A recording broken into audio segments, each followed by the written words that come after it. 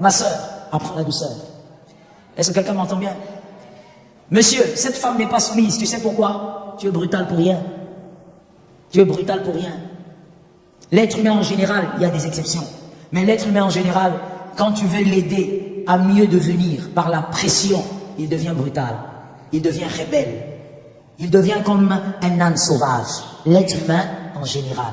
Ça ne sert à rien, monsieur, de vous imposer dans votre foyer par la brutalité.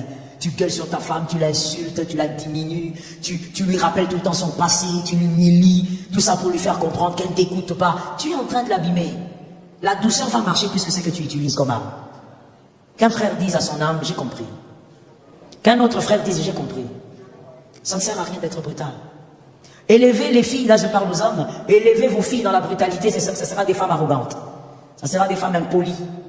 Ça sera des femmes insoumises. Parce que vous, père, vous êtes brutal. Vous allez élever des filles qui seront insupportables. À la maison, vous aurez l'impression qu'elles vous écoutent. Mais oui, vous êtes le père. Mais lorsqu'elle va rencontrer son homme, l'homme va commencer à faire des rapports que vous n'allez pas réaliser. Est-ce que ça n'est jamais arrivé dans une famille, ça? Est-ce que tu n'as jamais entendu parler? Tu entends parler un homme qui fait des rapports sur sa femme, qui dit, voilà, c'est que ma femme est à la maison. Mais la famille ne reconnaît pas cette attitude-là. La famille est étonnée. Oui, vous ne la connaissez pas. Devant vous, elle est obéissante selon l'éducation. Mais vous avez introduit au fait en elle des éléments de destruction par la brutalité. Et quand vous parlez d'elle, la famille est étonnée. Non, non, non, ça ce n'est pas Niclette. Oui, c'est Niclette. Parce qu'elle a grandi dans la brutalité. Est-ce que quelqu'un m'entend? Un homme qui grandit dans la brutalité va battre sa femme. En dehors des exceptions.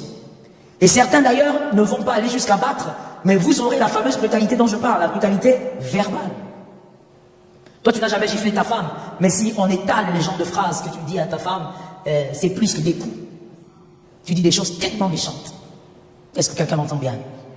Que Jésus nous délivre de la brutalité. Recevez la douceur au nom de Jésus. Même si ta mère, ton père était brutal, reçois la douceur par l'onction. Que l'onction t'aide, qui t'introduise dans l'école de la douceur. Toi-même, quand tu sens que tu as envie de parler, tu te calmes. Tu dis, je me calme, je me calme. Ne fais pas ça. Tu parles calme. Tu invoques le Seigneur pour qu'il t'aide. Parce que ta brutalité peut détruire ta descendance. Est-ce que quelqu'un m'entend bien? Que Jésus nous vienne en aide. La deuxième chose, c'était dans votre Bible, la tempérance, ou la maîtrise de soi pour certaines versions. La tempérance. Vous voyez qu'on a terminé, cet écrivain a très bien écrit, il a terminé par la tempérance. Il a fini par la tempérance, la maîtrise de soi. Comme pour dire toutes ces choses, du 1er au 9e, gérer ça avec la maîtrise de soi. En d'autres termes, un équilibre. Soyez tempérés. La maîtrise de soi. N'exagérez en rien. Que tout soit modéré. Que votre plaisir soit modéré.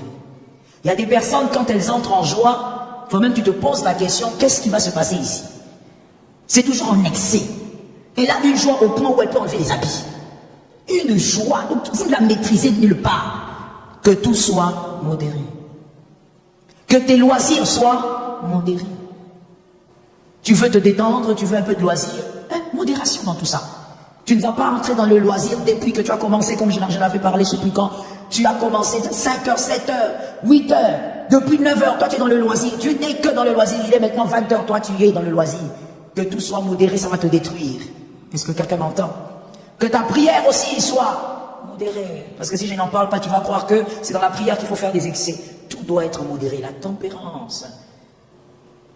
Tout doit être modéré, même dans la prière. Tu vas prier, tu ne te laves pas. Mon frère, c'est quoi le problème?